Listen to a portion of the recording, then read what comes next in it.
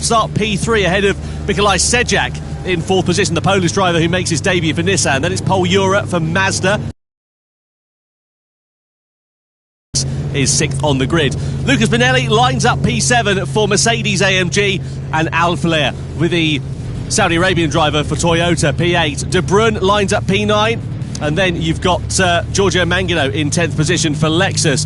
João Jesus for Ferrari in 11th position, and Jay Murphy, the McLaren driver. A lot of support for him here tonight. And now, of course, our first time. Now, we can see the top two, Drumont and Laboutelet, they've started on the soft combative tyre, which to me indicates that they're going to try and make a break early. Well, yeah, I mean, we've seen the pace from Drumont in qualifying, and of course Laboutelet, both very quick over a single lap. Last thing they want to do is ruin the ability to run that pace by running in a pack. So, yeah, go soft tyre. I'm surprised to see Sejak there running the hard tyre in P4. So he will be basically in the way of all the medium runners behind, but the longer he can keep them there, the better for his race. So definitely some strategy in those tyre calls already. Yeah, it seems like he's sort of trying to go ugly early, as it were. Get those hard tyres out the way as soon as he possibly can. Hold the pack up while they're all quite close behind, and see whether he can use that to his advantage. Well, let's see what will happen. Who has called the strategy right? Who will be taking the checkered flag and those all-important 6 points? We're about to find out as Gran Turismo World Series 2 for the Manufacturers' Cup here in Berlin is underway. Drumont and Subaru lead them down towards the first corner, followed by Laboutelet and then Serrano and then Sejak in the Porsche and the Nissan respectively. Don't expect any dive bombs down into that first corner, but Serrano closing up. I say that, there are some dive bombs taking place as Ura is making hay whilst the sun shines. He's already on the attack against Sejak, but Sejak goes back through on Valerio Gallo as well as Ura, back up into fourth. So moves being made in the mid-pack there, and Sejak looking a little bit vulnerable as we expected on those hard tyres. Yeah, Sejak there showing Ura the outside of the circuit, really hard defending early on, but you're seeing just the difference there. Those hard tyres, they take a while to fire up. They're going to be cold right now. When they're cold, they have less grip. So right now, Ura, Bonelli, Gallo all making advantage of the fact they have a softer compound, is up to temperature quicker, and they're just able to drive by him like he's standing still. You could argue maybe that's not a bad thing because they're not going to smobble so much, but if you're Sejak, you've gone from fourth to seventh in about 3 corners. Yeah, losing track position means, of course, you're going to have to gain that a little bit later on. You can see fairly robust driving from Sejak coming through the Michael Schumacher S there as well. He's just got Alifa in the Lamborghini right behind him, who's on the medium compound of tyres. Then you've got 3 other hard shod runners. Meanwhile, sharp end of this race, nothing really to report from Drumont and Laboutelet. They've cleared off about a second or so ahead of Jose Serrano, as one would begin to expect. First corner incident here is under investigation, as we can see on our screen as well. We'd love to get a replay of that and see exactly what happened. We did see some dive bombs to the inside there for Pol Ura, but was there a bit more that meets the eye that we perhaps didn't quite manage to make a break of? Either way, we go on to the Nordschleife layout for the first time, and it's Drumont in front from Laboutelet, and now is where those soft tyres on these medium speed corners are going to be really having their advantage. Yeah, and you wouldn't know the GP circuit is in any way related to this track when you get onto it. It's completely different. You go from long run-offs to barriers being far away, gravel traps, to basically if you make a mistake, you are in that barrier. And lots of curbs here, you have to memorise which ones you can and which ones you can't touch. It's a unique challenge just to get around here on your own, let alone when you're sharing the circuit with 11 other maniacs. So a lot of fun here. But speaking of maniacs, here's Valerio Gallo in the NSX. Very, very fast driver and trying to close the gap between himself and Jose Serrano. So Serrano is the leader of the medium runners. This is something you have to keep an eye on right now. As we go to the front of the field, Drumont having to try and defend from Thomas Laboutelet, who's going to look maybe around the outside here. Not really a spot to get that done, but again we're seeing the Achilles heel of that Subaru. They've ended up able to drive up to the back of it, but decides better of it as Thomas Laboutelet. He's going to stay in second place for now. Drumont a little bit deep though going into that right-hander. I wonder if that might have compromised him a little bit, but he's certainly feeling the pressure here of his compatriot. The 2 Frenchmen at the sharp end of this race, and you can see how Laboutelet is able to use that slipstream to his advantage to close up. I don't think he's going to invent something into this section of the circuit, because it will both send them into the barrier, and indeed Leboutelet thinks better of it. But the question is here for Kylian Drumont, how long can he keep Leboutelet behind? Is it going to cost them time though as well, because Serrano's there 2 seconds off the back of them. If the top two start squabbling amongst one another, all that's going to do is bring them back into the gap that they've created and bring Serrano, Gallo potentially into play for this. Yeah, think of the long game here, because everyone's got different strategies, everyone's trying their own little thing here. So I think if I'm Thomas Leboutelet in that BMW, I'm thinking, right, okay, I know I'm going to pass this guy on the back straight if I'm within half a second. So I'll just stay there for now and let this guy pull me along, because in the medium speed corners, that Subaru is super quick. Anyway, back to T1. I think there was an incident here with Giorgio Mangano. Contact there. Oh, it's a Supra there. Toyota getting spun, kind of brilliant. But then Mangano is spat out by João Jesus there. So I'm not quite sure. No further action from the stewards. I think that was just everyone trying to go for the same bit of tarmac there, didn't they? It's difficult, isn't it, when it Concertina.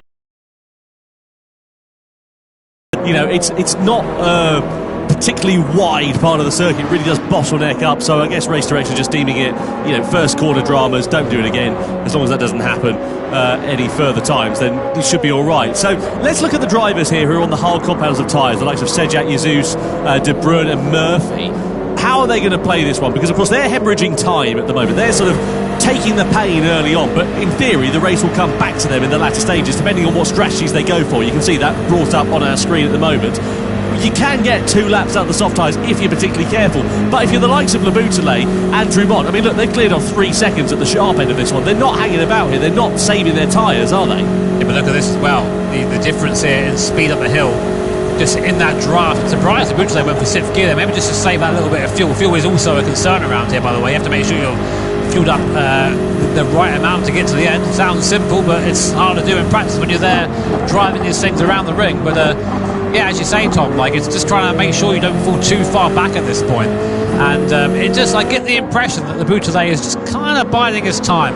We see the background there, Jose Serrano, that is the gap visually to third position at the start of those medium runners. So for the carousel for the first time, great bit of racetrack there. You really feel the car fighting for its life through there. And Gallo there leading the charge for 4th place onwards. But I say, if anything, falling back from Serrano a little bit.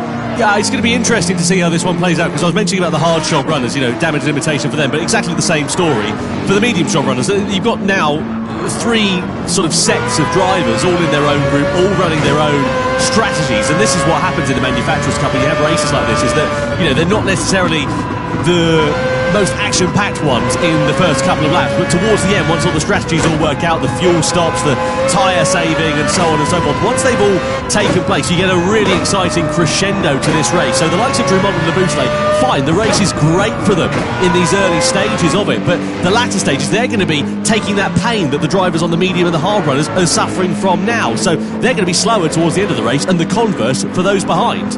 Yeah, coming through the last third of the Nordschleife. Now, my favourite bit of racetrack this, it's just so fast, so flowing. You have to really trust the car through here, especially through this section here. You come over the Flatsgarten jump, see it coming off the floor there, and then you're met immediately with the Stefan Beloff S coming up now, where the car just skips all over the place. You almost have to just trust in that mysterious aerodynamic thing that you can't see, but it is there, and then just thread the car through the curves. It's an exhilarating piece of racetrack, but it is very much one at a time through there, as Gallo has pulled away slightly from Paul Euro. Now, what I'm interested in seeing now is whether Drumont has managed to gap Leboutelet, which he has a little bit, a second now. That is kind of getting out of draft range, so that might mean Leboutelet won't be able to pass here going down towards T1. Yeah, let's see whether Leboutelet can use the straight line speed to his advantage if he can close up, as you say, from that gap that has been created. What about Lucas Benelli, Mercedes AMG? Benelli, we can see him there, very interesting driving position that he has. He sort of sits quite close to the wheel, almost on it really, whereas you look at Paul Euro, much more relaxed in terms of his arm positioning there. And now Benelli has got the bit between his teeth because he's got the slipstream and he's got the straight line speed to take advantage of Paul Euro as we come down the Döttinger Höhe. Side by side we go between the Mazda and the Mercedes. It's going to be nice and easy for the Mercedes to go through. Well, what about, yeah, exactly that, what I was about to say, the Honda, because they're going to get boxed in here. Valerio Gallo loses 1 place, loses 2 places potentially, because Paul Euro is now side by side with Gallo as they come up and over the rise. It's always a bit tense and a bit sketchy coming through here 2x2, but Gallo just decides to not fight it too hard as the top two at the sharp end of this one come into the pit lane at the end of the first lap off the soft tyres. Now, which way are they going to go in terms of their strategy? Yeah, fresh set of the virtual Dunlop tyres going on. Our first Dunlop pit stop, I think this is, Tom. So cool to have Dunlop, of course, now as official partner of the Gran Turismo World Series. What's going on though? So softs come off, mediums go on there for Drummond. Same for Le Boutelet as well. Kind of Bruin coming in, getting off those hard compounder tyres early. Only doing 1 lap on those. So I guess going for 3 on the medium then, or 4 on the medium. It must be. It's going to be an interesting one to see how that works out. You know, medium tyres, they're okay, but, you know, in terms of their longevity, certainly not as good as the hard tyres. The converse is the hard tyres are a few seconds a lap slower than the medium. So I guess he's just trying to take the pain for that and get off it. You can see there he's a full-time automotive engineering student, is Kai de Bruin, so he's well versed in sort of adapting to changes on the fly. And let's see whether that's one that will pay off for the Dutchman, who, of course, as we know, is still seeking his first podium in the Gran Turismo World Series. Meanwhile, sharp end of this race is now occupied by Jose Serrano, who's in the lead. Lucas Benelli, who, of course, we saw getting ahead of Jura and Gallo down the Dottinger at the end of the last lap, now sits in here, just keeping a watching brief in 4th place. It's interesting as well looking at the likes of Drummond and Le Boutelet, because they went from the soft to the medium tyres. I mean, Le Boutelet, he has to follow what Drummond's doing if he doesn't want to lose track position. That's the problem with being second on the road. You've kind of got to follow the strategy and then work it out later on. Yeah, I mean, that's not always a bad thing though, because I think if the positions were reversed, you'd just see the same sort of thing. You would see the Le Boutelet leading from Drummond. It'll just be a waiting game. And sometimes it is that. I mean, it's a high-speed game of chess. I say that a lot in these broadcasts because it is. These guys are at the level now where strategy often decides the race. The actual drive performance is so close. So we'll keep an eye on those and keep you informed. Benelli's struggling there for the first part of the Hudson-Back complex, just trying to get the car turned in. Of course, that AMG front engine, so prone to sometimes a little bit of understeer. Looks like it's really struggling with the front end through there, but able to keep the pace for now. Meanwhile, looking down the field, Sejak on the hard compounder tyre is ahead of Giorgio Mangano, who started on the medium. So Sejak having a very good race at the moment, despite starting on that slower tyre.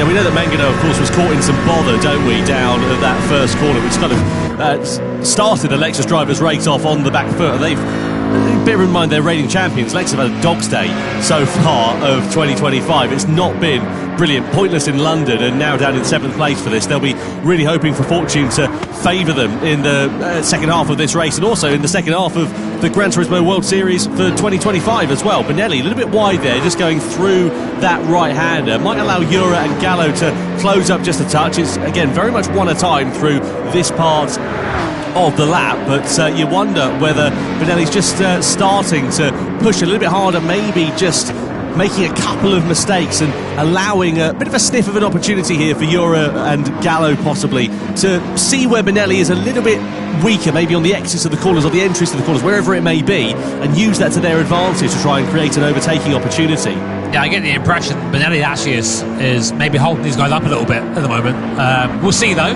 He needs to try and bridge that gap, because we know Paul Jura will go for a move, we know Gallo will go for a move if he sees one there, so always one to watch out for.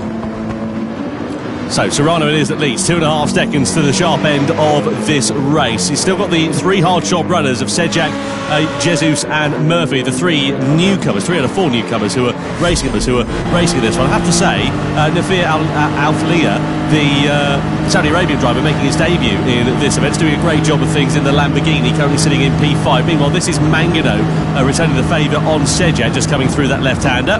Yeah, I think there's a on there from Sejak, just basically saying, yeah, go on mate, off you go, don't worry about it, pull me along. And yeah, there they are. Jesus there as well, of course, right behind Sejak. And man, that's that 458. I haven't heard a V8 Ferrari like that for a while. Sounds great, that thing, doesn't it? Yeah, well, you would say that you've just gone and bought one. And it's not a 458, but a Ferrari V8. All right. No, it's a cracking sounding car. Rest of 9,000 RPM out of the box, that car. It's the last naturally aspirated V8 Ferrari ever made, and probably likely to have ever been made as well, with Jesus behind the wheel, piloting it in 8th position. Meanwhile, second, third and fourth, still running nose to tail with one another. Benelli ahead of Jura, ahead of Valerio Gallo as they come over the rise. So all pretty steady at the sharp end of this one, but Serrano doing a good job of having built a gap actually to the trio of drivers. I say fairly steady because Jura is now on the attack against Benelli as they go side by side, and the door is going to open here, but Gallo, there's a bit of contact in the mid part of that right-hander there as Benelli just sort of almost emerged into one. The upshot is the Brazilian driver drops 2 places. Yeah, I mean, I saw that coming. I think now these guys have been waiting to sort of be released from Benelli, and I think we're probably going to see Benelli fall to the back of these guys now. He had a good effort having the Mercedes up there, but he just hasn't quite had the same level of precision and pace as these guys early on. So keep an eye on Paul Euro, keep an eye on Valerio Gallo to go through the carousel for the second time. Still more than half of this race left, so a lot can happen at this point. A lot of pit stops still to come as well. Big question really is whether a lot of these medium runners are they going to box at the end of this lap. Yeah, it's interesting looking at the sector times. They all look pretty good out there. I mean, they're not going to be as quick. As Drumont is a little bit deep there with Laboutelet all over his rear wing, and I just wonder whether Drumont's mistake is just going to give the opportunity for Laboutelet to try and attack, and is he going to use that to his advantage? Where are they on the road to Murphy? About 1.3 seconds away from the Irish driver, so that could come into play here as well because Murphy's on a slower compound of tyre and could be a bit of a cork in the bottle. It might favour Laboutelet, it might favour Drumont depending on how it works out really. Let's have a look at what happened meanwhile with Benelli. So you've got Jura here on the outside. We're in a flat out part of this circuit, and then Gallo is going to get a bit of a biff. Does a very good job to keep it on the straight and narrow. The upshot is though, as we said, Benelli losing 2 places. It was fine. I think it was fine. It's just hard racing, you know. They both came out okay, and I think that, yeah, no further action from my point of view anyway. But I'm not a steward as much as I try to be.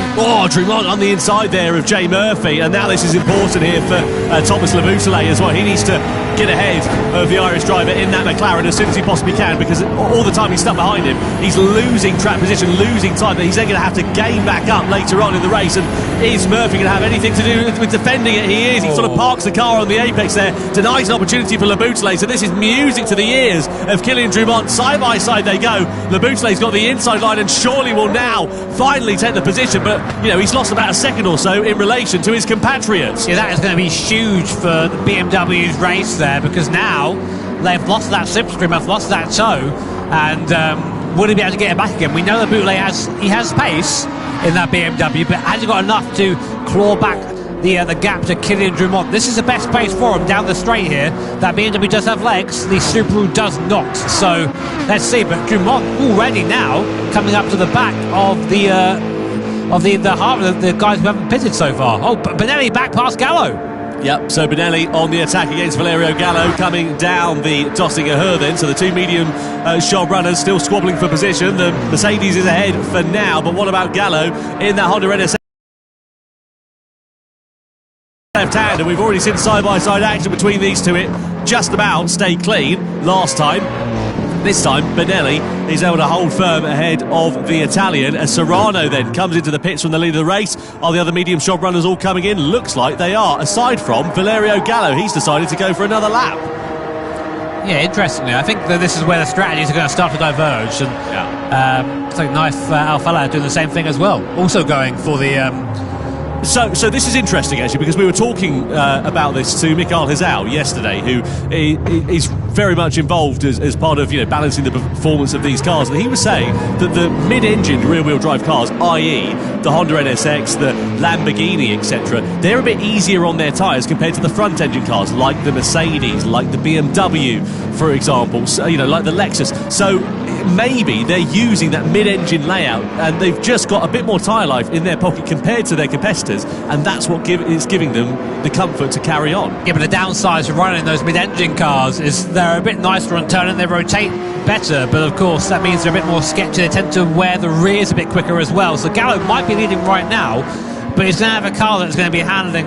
It's going to be pretty tricky getting this thing around at pace on on these worn medium tyres. But Gallo, we know he's a very quick, very capable driver, our 2021 Nations Cup champion, of course. But as you say, yet to taste success in the Manufacturers' Cup.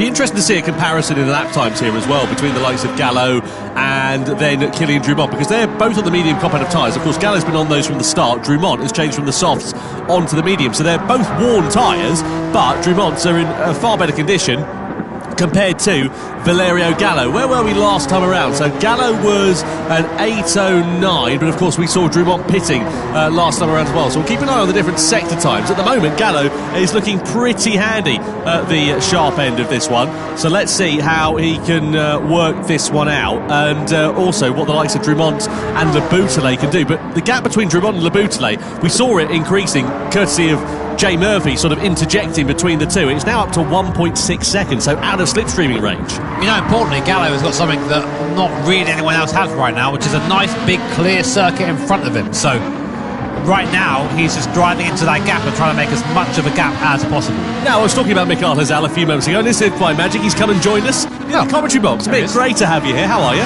Hey, good, and you guys? Very good. All the better for having you here. This is going to be, I think, the thinking driver's race, this one, isn't it? There's a lot of different strategies going on in terms of tyres and in terms of fuel. How do you see this one working out? Who, in your opinion, having watched it from the sidelines at the moment, is in a prime position? So, like, you already talked about the tyre wear before, like the different strategies where some of the other drivers already went into the pit at the end of lap 2. Personally, when I saw that, I was already quite surprised to see them coming in so early, because normally you would try to use the softer tyre compound as long and as much as possible. So I'm kind of scared of their second lap on the soft tyre compound, so you might see some drama towards the end of the race. So this is for the drivers that pitted and they're on the medium tyres at the moment. They're going to do 2 laps on the hard. Let's have a look here. This is what cost Le Boutelet ultimately against Jay Murphy. Murphy doing his own race, entitled to be in that position, but Le Boutelet, of course, has now hemorrhaged time to Drumont, and that's a big gap that he's now going to make. Yeah, but I think in those moments, like, if you're Jay Murphy, you know you're going to get passed by that guy. There's no point fighting, and you both cost each other time at that point. So I mean, as you say, definitely his own race, but he just cost himself time in the end. But I mean, Mick, of course, you've driven here tons of times. Virtually, you know these cars inside out. What would you say is the key factor to getting around here quickly and in one piece? I mean, all these different guys with different machinery as well. So I think the biggest factor for this track is confidence. If you don't have the confidence to use the curves or like to know your car well around the circuit, then you're automatically going to end up losing a lot of time here. And we are already talking about the longest circuit in the world. So obviously there are a few cars on the track which are like easy to drive compared to a few other cars here, such as the Honda and the Ferrari, in my opinion, are a bit harder to drive than some of the other FR cars out there. But nevertheless, we are talking about the best drivers here in the world, and usually I also expect them to have like a lot of confidence in their own car. So we have Kylian Drumont now in the Subaru going up the inside of Giorgio Mangano, just lets him through there. As you said before, just making sure to lose as little time as possible. And with Valerio Gallo, he's gone for that third lap of the medium tyres. They're pretty worn right now. That car's mid-engine. What can he be expecting handling-wise now for the second half of this lap? I think it should be still fine towards the end of the lap, because I expect him to do either 1 lap on a hard tyre and then to finish off the race on 2 laps on softs, because normally the lighter your car is, it's also going to be more gentle on your tyres, and I think that's the objective of Valerio here. Well, we're talking about the difference between the medium tyres and who's on worn tyres and who's on less worn tyres. Drumont, of course, changed over from the softs at the start of this one over to the medium tyres. He's now, of course, driving like he's left the gas on here, really, isn't he? Because he's up into third place, ahead of Giorgio Mangano. And again, that gap between himself and Thomas Le Boutelet, I mean, it's not really increased. It's still about 1.5 seconds, relatively speaking. But, it's pretty stable between those two at the moment. So be keen to see how quickly Le Boutelet is going to be able to dispose of Mangano here. Because, again, this could cost him time. And ultimately, it's going to mean that he's going to have to try and make that time up later on in the race. I'm also a bit scared to see Mangano, due to the tyre life of his medium tyres at the moment. It's going to hold up Thomas Le Boutelet from the downhill section onwards, but maybe he can also try to overtake Mangano like Kylian did on Jay Murphy on the previous lap. If he's able to do that, then it's still anything open for the fight for the victory. Well, catching the wrong driver at the wrong time on this circuit, Jimmy, as you well know, is a difficult thing to have to contend with. How do you manage that frustration inside the cockpit when you know you've got a quicker car, you know you're going to be able to find your way through? How do you do it? Let me tell you, I'm glad there's not a mic in that cockpit, because you should hear me. I mean, you might have heard the Frank Stippler thing from a little while ago. Yeah. That's fantastic. Either that, or I am glued to the high beam button. The get out of the way, move. There you go. Yeah, through goes the boot there, getting it done. And again, I think Mangano, Giorgio's been around for a long time. He knows the score. He's not going to sit there on the racing line and cost them both time. But gets out of the way, does it in a way that costs him as little time as possible. But they're good for now. Interestingly, Gallo's gap at the front has gone up now to 7 seconds. It was 4.9 at the start of the lap, but of course he hasn't pitted yet as well. So Drummond and Gallo, the ones to watch right now, I think, as well as Leboutillet also has taken his pit stop. So, how's this one going to play out? Because, of course, Drummond and Leboutillet, they're going to be on the hard tyres for the closing stages of this race, whereas the likes of Valerio Gallo, what did he start on the medium? He's on the medium, so he's going to run the softs and the hards. The drivers that have run the hards at the moment, you've got Serrano, Ura and Benelli, so they're sort of taking the pain now in this middle stint of the race, hoping that, of course, when they get into the latter stage of it, that they're going to be able to just, drive through and wait for the seats to part, essentially. That's true, but I think because of them only using the medium tires for 2 laps only, I see they want to use the soft tire compound for 2 laps as well. I'm just a little bit scared to see that the end of the second lap is going to be so, I don't want to say bad, but really, really slow for them, so that they can even see the finish line here. So. Oh, look at the closing speed here for Leboutillet on Alflia, then going through on the Dottinger up into 3rd place then for Thomas Leboutillet. So those are your 2 effective race leaders here, Drummond and Leboutillet at the moment, though they're in 2nd and 3rd on the road. Of course, Gallo, as we know, still has a pit stop. He makes that pit stop now, goes from the medium tyres. Which way is he going to go in terms of this one? Surely it will be hard tyres for a middle stint and then soft tyres towards the end, or are they going to ignore that strategy and just do something completely different? Let's see how it is going to work out. Either way, Gallo has gone a lap longer than some of his other competitors, and it seems to have made it work okay so far, and he actually goes for the soft tyres, so he's going to have the hard tyres at the end of that one. Is that the way you'd have gone, Mick? Wait, I'm just realising, Kilian and Thomas started the race on soft tyres, right? Yeah. So did they only do 2 laps on mediums? Let's have a look. They did 3 laps on mediums, according to Okay. one lap on soft tyres, then change over to the medium tyres. Okay, then I was just seeing something wrong. My bad, I apologise. Sorry about it, we've all been there. Like, what are you doing? I got scared for a second there, but... Well, so look, the upshot is now you've got Drummond and Leboutillet. They're now on the hard tyres to the end of this race, aren't they? They're not going to be pitting again because it would be completely pointless, you would assume. Exactly, yeah. Right, because obviously, the time you're going to lose, even if you went onto the soft tyres, it's not enough time that you would gain, essentially, even if you're on a quicker compound at the end of this one. So they're now in a position where, from now until the checkered flag, they're losing time compared to everybody else that's behind them. You've got Serrano, Ura and Benelli. They're on the hard tyres for the middle stint. What they're trying to do, I guess, is eke these out so they can get as fresh a soft tyres as they can to the end of it. That's one of the plans they have, but on the same time to have as less fuel as possible. Right. Because for this race, we're losing times for tire wear around the circuit, which is a lot. Like, once your tires are in a really bad shape, you're going to end up losing a lot of time compared to the other drivers who have much fresher tires than you. And I assume at the end of this lap we might see Serrano going to go into the pits, as well as Paul Gura and Lucas Bonelli, unless they might go for a bit safer strategy to continue the race, or continue to get another lap on the hard tire compound and finish off on the soft. Well, that's the problem, isn't it? You do 2 laps on the soft tyre, you can do it if you're the tyre whisperer, but it's, we were talking about it before the start of this race. It's not an easy thing to do. Yes, because if you want to do 2 laps on the softs, your outlap alone has to be so gentle.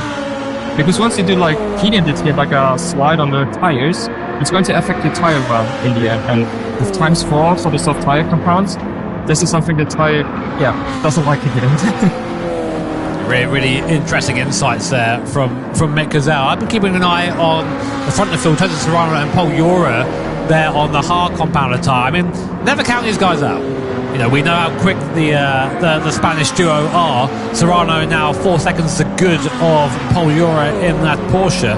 What do you think, Mick? Do you reckon that strategy is the one? I mean, they're out on their own. I mean, they're on the hard tyre, but there's no one around them, not losing speed. I think this might not be too bad to be on your. I think this might not be too bad to be on your own, because we've already seen with Gran Turismo and Thomas Labouterie on the biggest lap. If you are like getting stuck with traffic in front of you, you're going to end up losing a lot of time, which is not really optimal for your own sticks. But if you're like on your own, you can also take your own race. And yeah, let's see. I think the end of the race is going to be pretty exciting. Yeah, another look there of the pass of Labouterie on Mangano last lap. Back to lap 4, and we see Labouterie has gone right back up to the rear spoiler of Kylian Drimont. That 1.5 second gap gone as well. There is a fuel to consider in this race as well, so he might put a little bit less in. Looking at the, he's got about the same fuel as Drimont right now. So very, very close. And that's really basically happened because Jay Murphy went onto on the medium compounder tyre and overtook them both and then put them back together again. Yeah, it's interesting how it sort of caused this bottleneck effect now really here with Jay Murphy, again, being the cork in the bottle. We saw that with Labouterie in the opening stages of this race, and he sort of ended up back in exactly the same position here with Alifa, Drimont and Labouterie right on his rear wing, and let's see whether it's going to cost them time. I mean, Alifa here, again, he's not in a race with effectively what is the top two, and all the while they're stuck behind him. They're just hemorrhaging time corner by corner. They need to try and find their way through sooner rather than later.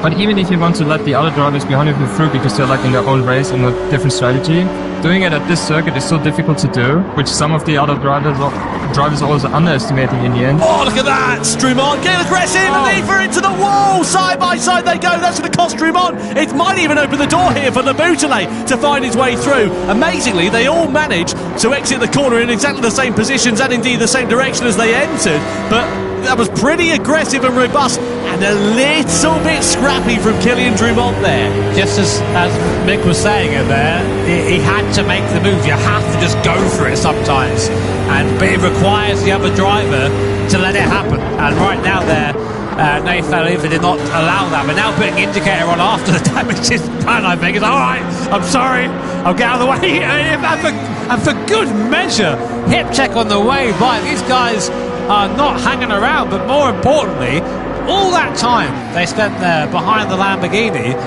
has meant they've all lost time to the field. So what was a strong start for both Drimont and Labouterie might change now. Now, if you're Labouterie, do you go for the pass here? You've got the opportunity to do so. You're into the toe.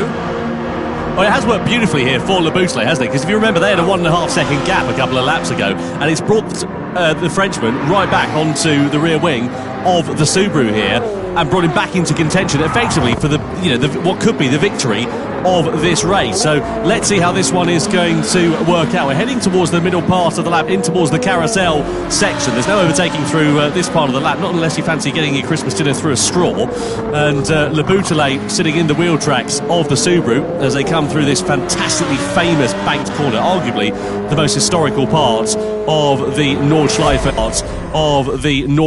layout. I'm interested to see, Tom, sorry to cut over there, what Gallo's doing, because he's now sort of stuck behind the first two that are on hard tyres. Let's have a look at this one more time.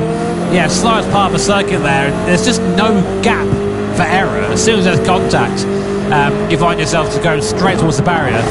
Drimont there thinking, oops, probably shouldn't have done that. If you're a steward, Mick, we saw it was under investigation. Are you going to be looking at that? And is that cause for a penalty, do you think?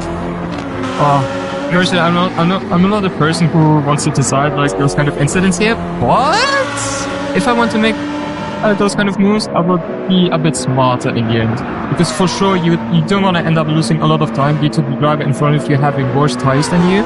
And you also have like your opponent literally being behind of you. Exactly as Jimmy said, by the way. Look at this. He's all over the back of Paul Ura like a bad rash here, trying to get his way past. Of course, Gallo on the soft common tyre, Ura on the hard tyres. Fuel to consider here as well for the front runners. Look how much less fuel Serrano has got compared to Ura. He's got, what, 13 litres fewer. Yeah, but this is a nightmare for Gallo, because he spent the entirety of the last half of the lap here stuck behind the car on hard tyres. He's just basically wasting that soft tyre life.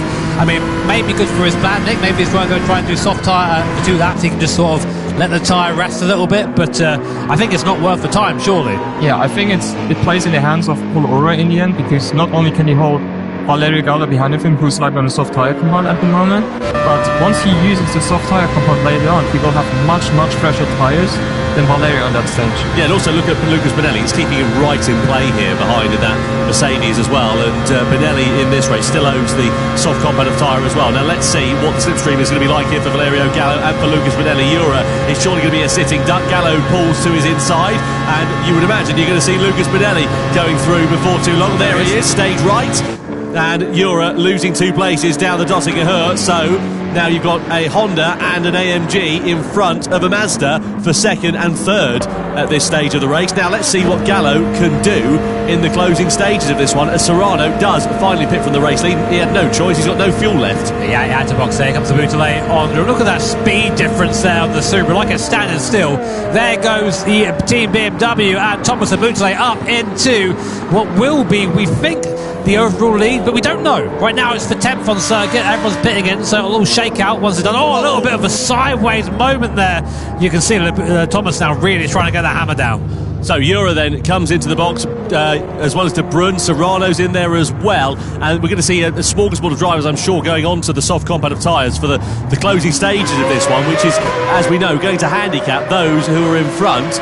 And we've got, what, 2 laps now remaining, and in 2 laps on any normal circuit, not that long of a time. 2 laps, though, at the Nürburgring 24-hour layout, you've got time to make it work. Speaking of which, because I had another look on the tire history in terms of the strategy, and it is true.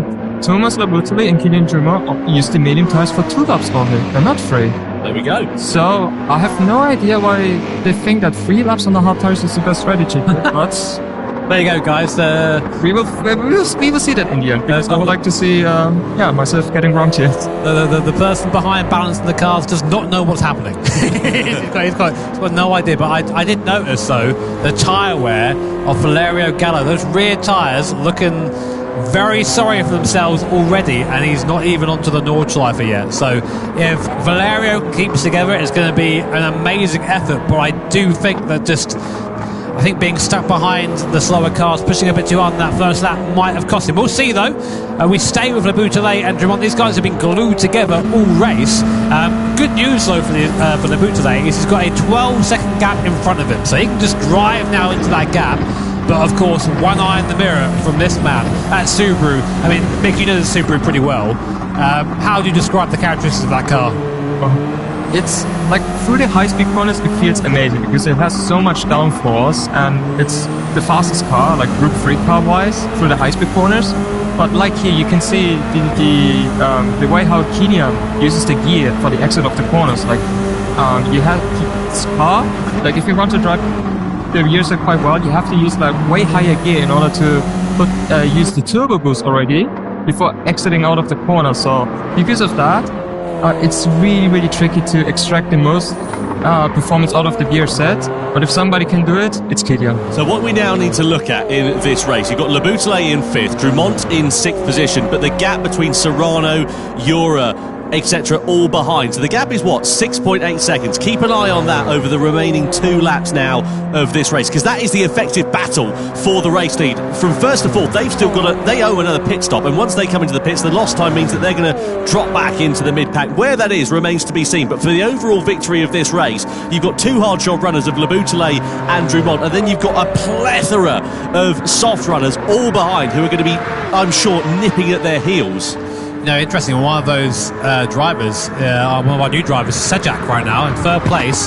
He's got the soft tyre left at the end of this, so he's going to bolt on the soft tyre on this last lap, and he's not too far off the lead. He'll be catching Benelli as this lap goes on that medium compounded tyre. I think he'll start catching Gallo as well, because he's going to start falling off big time, I think, towards the end of the lap. So don't count out Team Nissan. They're looking strong. He's got a lot of fuel in there as well, so keep an eye on Sejak. Yeah, former Manufacturers' Cup champions, Team Nissan, just to remind you as well. They won it, when was it? Was it last year, year before? I can't remember now. It was a little while ago. It was a couple of years ago, wasn't it? Oh, look at this, Drumont and Le Bouteille, and Drumont is back through all the while we're wistfully talking about Nissan winning the Manufacturers' Cup. Drumont has sent one through on Le Bouteille for 5th position then. And the thing they need to be careful of here is if they start getting involved in a battle, if they start squabbling amongst one another, it's going to cost them time. It's going to close that gap down. I mean, already, we're what, a third of a way through this lap? It's come down by nearly a second. I mean, we talk about guys squabbling together. This doesn't happen with these guys, Serrano and Ura. I always see these guys on the circuit and they always drive to the maximum. Even if one is thinking, oh, maybe I'm a bit quicker, he won't go for a move, he'll just stay there and then maybe pass in a place that makes sense. So working together are the two Spanish drivers, Serrano and Ura. 17th currently now. A reminder, top 6 get points. Of course, you want to be as high up as possible, but sometimes grabbing a point is nice. And if you're Team Lexus, down 11th place, not even off the board yet, this is not looking good for you in your championship retention. Yeah, Lexus not having a particularly good run of things so far in the 2025 Gran Turismo World Series, and Giorgio Mangano just sort of compounding that, really. His race was sort of over by the first corner when he got caught up in all of that drama. Just a point, actually, as well, with Serrano and Ura. If you remember back to the Nations Cup in London last time when we were out, they had very respectful and clean racing right up until the last lap. And as you say, they were pushing one another very, very hard, but just not really sort of, ducking and diving and going for those dive bomb moves and working together quite nicely right up until the moment when they couldn't work together anymore. I mean, Mick, you've raced with a lot of these guys, of course. You race them at home, of course, these events, as well as Paul Ura, I think, there finally gets past Serrano. So Ura now moving up into the lead of the Spanish duo. You race a lot of these guys at home. I mean, when you're in this situation, you've got a lap and a bit to go. Do you sort of think, oh, I know this guy's going to give me room, I know he's going to race me? Or do you think, okay, it's out the window now, it's every man for themselves? Usually, at this stage of the race, everybody thinks of their own race in the end, because it's like you only have like one more lap to go. So why should I even work with you in the end? Unless there's somebody else in front of you who you both might catch up in the end. So that's why you both might try to work that. And I think this is also the case for Paul Ura and Jose Serrano, because we might see another position change at the end of the Döttinger Hill between those two, so that they can also try to minimize the gap to Kilian and to Timos as much as they can. Gap down to 4.5 seconds now between Le Boutelet and Drumont, as well as Ura. So, that gap, as we said, it's shrunk by 1.5 seconds over the course of this one. Gallo's Dunlop tyres, though, are going to be crying out for mercy at the end of this lap. He's going to come in for the hard tyres at the end of this one, which is going to put him a bit further down the order than he would like to be. He's got Lucas Pinelli, who, as we can see, is on the hard combat of tyres, and those two tyres are nowhere near one another in terms of the performance. About 9 seconds it is between the pace difference over the course of this lap. So that just goes to show you how worn out those soft tyres now are and how much performance it's costing the Italian. This is typical Valera, though. He just maximises everything. Usually goes over the line, but he will have a go. Like, he will never just go, oh, I'll play it safe. Always goes for maximum performance to Gallo. But right now, as you say, he's going to be really struggling with the rear of that car, just getting that power down, letting the car, you see it's just moving out the corners. Luckily, then you've got a couple of corners left and a huge straight, so that'll keep it there. But yeah, it's wide there. But Nelly's through, he just can't hold on anymore. Those soft tyres have just fallen off. But do you reckon he got the best out of that? Do you reckon that was a good gamble for him, Mick? Not really, because at first he also got pulled up by Paul Ura, I believe it was, where he also lost a lot of time there. And now, due to the end of the second lap, where the soft tires are not even there anymore, basically, you were able to see how close Lucas Pinelli was behind the Valerio throughout the entire lap. I really think, I'm looking, sorry, we have access to the fuel numbers here. I'm sorry you guys don't at home, but right now the person with the most fuel in the top 4 is Sejak, by quite some way.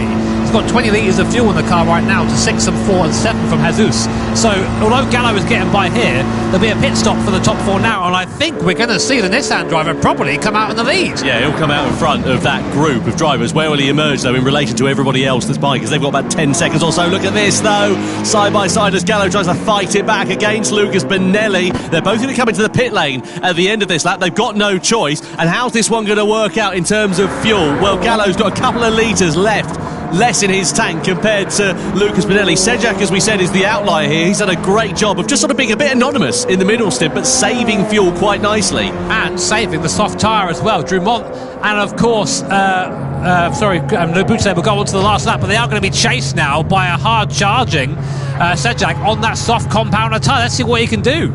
Yeah, one lap of soft tyres is going to be a very welcome sight indeed. So let's see how this one is going to work out. So Drummond now goes through and into the lead. Laboutelet as well. Valerio Gallo's going to emerge back onto the circuit, but where is Sejak? He's up into, what's that, 6th place, but he's got a brand new set of soft tyres relative to those in front who are a lap old. So he's going to be surely right on their heels and snapping away. Right, so we have Serrano and Ura both out there on that 2-lap, or will be now a 2-lap old soft tyre. They will come off towards the end.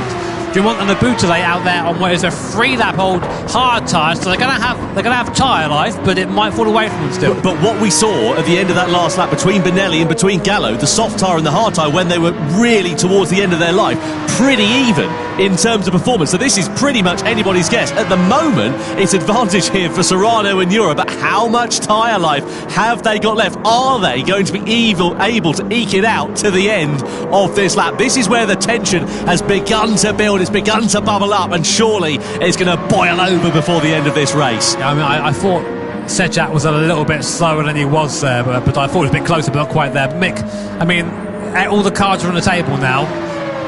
Call a winner. It's put it all on red. I still have to be a bit analytical. What is the thing, like an expert here? But you have to think that Serrano has to try to pass through Thomas first. Yeah. So automatically, because of that, he's going to end up losing some time, which is going to help Kilian. So Kilian is potentially in a really, really good position because we already saw on the previous lap how much Valerio was struggling towards the end of the lap on the second lap on the softs, and how close Lucas Bonelli was behind him because of that. So it's going to be really close, but I think Kilian has got this. There you go. Well, Mick, mate, it's been a pleasure. Thank you so much for joining us. You're welcome. Great to get your actual expert analysis up and us just guessing. time. A man who knows what he's talking about for once in the commentaries. Mick is out, joins us here. Thank you very much to him. So we are now on the final lap of action here at the Nürburgring 24-hour layout, and it is Kilian Drummond ahead of Thomas Laboutelet. Both those drivers on the hard compound of tyre. 2 seconds the gap between themselves and Jose Serrano, with Pol Ura just a few tenths of a second down the road. I have to say, Jimmy, I think Sejak's race depends on how quickly he can dispose of Kai de Bruyne in 5th. Yeah, I got to say, I thought it was a bit further on the road than he was there, so I got a little bit too excited for that one, I think. But the two guys at the front are going to be running the slowest, well, for a little bit anyway. You know, we've talked about this soft tyre doesn't like going a second lap, but Serrano, Ura and Kai de Bruyne, who's in 5th place right now, 6th place, Sejak's by. Sejak's got by Kai de Bruyne, so Nissan now up into 5th position.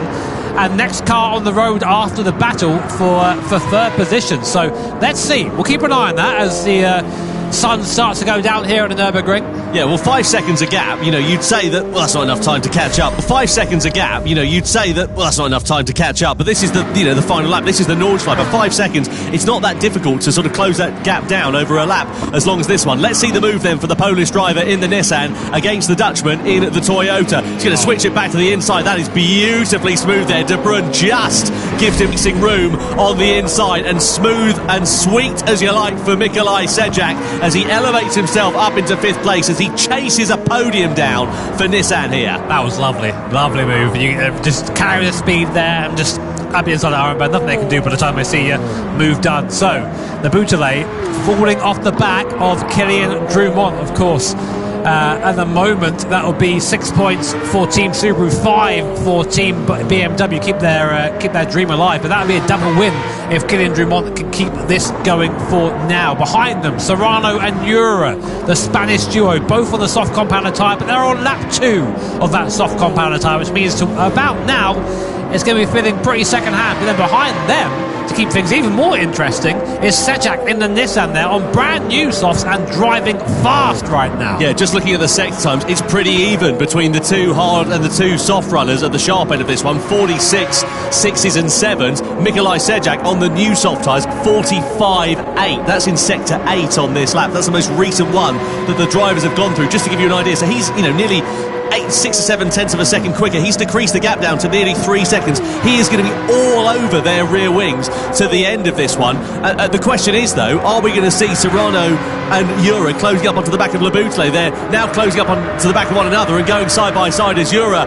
goes ahead of the Porsche. Now, has Jura got enough in his pocket to get onto the back of Leboutelet and Drumont for the victory here? So here we go then, up into the last lap here at the Nürburgring. Into the night, lights illuminating the greenhouse. Kylian Drumont there, spit of flame from the exhaust from the BRZ. It's been a great drive from both of these drivers. Both Subaru and BMW have knocked it out of the park in terms of consistency, but now they're on that slower tyre, the hard tyre. It lasts a long time, but it's not fast. And Jura and Serrano, I think actually, if anything, the charges sort of come to a little bit of a halt. They haven't quite got that same speed they had before earlier in the lap. But I'm still keeping an eye on 5th place. Sejak there on that new tyre. Through here, this section, very, very mechanical grip dependent. So if your tyres are good, you're going to be fast through here. I think that Sejak could be on for a podium here. I don't know if the victory is going to be quite on the cards, but I think a podium could be a possibility, which on his debut in the Gran Turismo World Series would be a very welcome result indeed, for not only for him, but also for Nissan. He's just 18 years old. For not only for him, but also for Nissan. He's just 18 years old, is Nikolai Sejak, and this has been a brilliant strategy call so far. Drumont and Leboutelet sitting pretty even Stevens at the sharp end of this one. Let's see De Bruyne. He's lost a place here to Lucas Benelli. There's contact, more contact, a little bit more contact.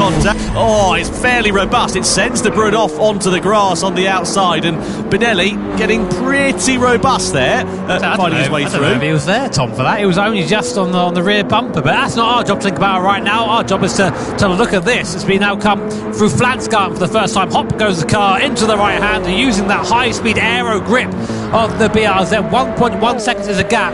Now Drumont knows if that gap is any less than like 7/10 or so, he's going to be a sitting duck on that straight, so he's pushing hard for this last section.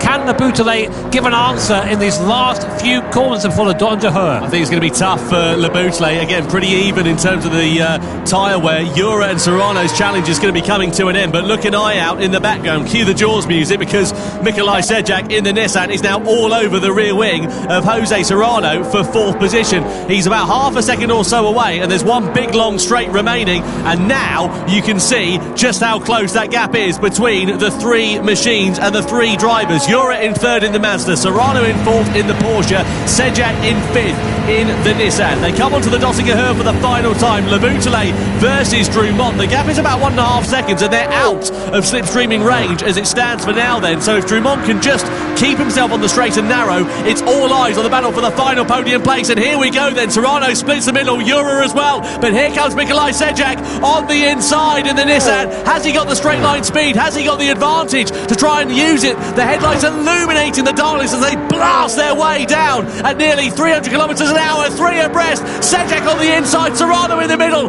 Jura on the outside as we come over the rise. Jura gets through and into 3rd. Serrano versus Sejak for 4th place as they come into the final corners of this race. And are they going to make it? Sejak goes through on the outside to the checkered flag. Kylian Drumont takes victory for Subaru here in Berlin ahead of Leboutelet, and 3rd for Nikolai Sejak for Nissan. What a phenomenal end to this race on his debut in the Gran Turismo World Series. Nikolai Sejak gets a podium position. Absolutely fantastic. What a move from Sejak. That's moving the race right there.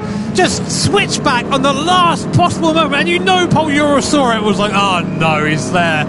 Use the grunt of the GTR, and 3rd place on debut for the 18-year-old here in the Manufacturers' Cup. What a result there for Sejak and Team Nissan. But of course, your winner, Kylian Drumont, Team Subaru, take another win here in the Manufacturers' Cup. Leboutelet 2nd, and Nissan and Sejak 3rd. Thoroughly enjoyable race here, and of course another one that was down to strategy.